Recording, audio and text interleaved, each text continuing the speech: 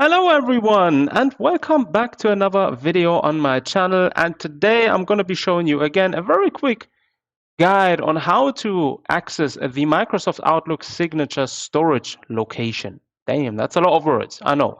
Bear with me. Right, so why would you want to access the storage location? Well, maybe it's sometimes maybe the case. This happens specifically in a from a close friend of mine who's working within the IT department of a specific company, and the company only has 15 people within, right? So he had he was standing in front of the task how to administrate signatures for everyone and how to get everyone to use the same signature without having to copy text and this and that, and without having to use a separate tool for the general administration of signatures, right? So that was the task he had, right?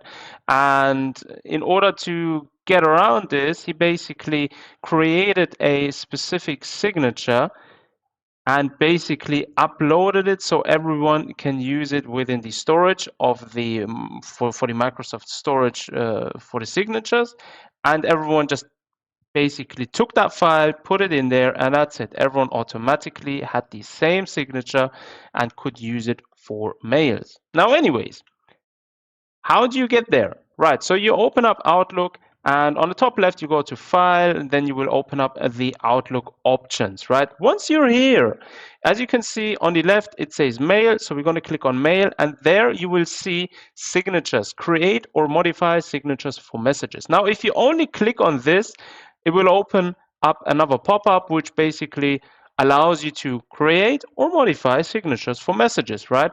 But we don't want to do that. We want to have the raw storage location where Microsoft Outlook stores the file itself, which gets created whenever you create whenever you create a signature, right? So what you do is you press down CTRL, hold it and press it down, and then you click with your left button on your mouse, right? You click on signatures, and that's when this will open up. And this is basically the place where Microsoft Outlook stores your signatures. These are the signatures which I have created, right? And these are stored here in this specific location. And here from here on, you could basically take these files and maybe edit them and maybe create some special documentation for let's go back to the example I quoted in the beginning, right? You could create specific documentation and then create or edit three of those files. You have always free: a text document, a rich text format, and a Chrome HTML document.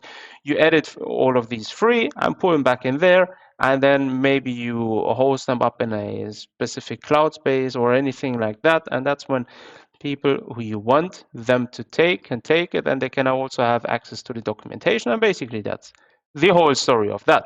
Now, I hope this video was informative and helpful.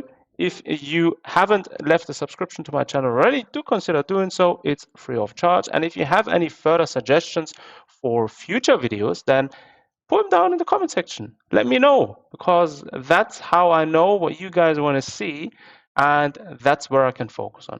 As always, thanks for watching, take care of yourselves, and I'll see you guys next time.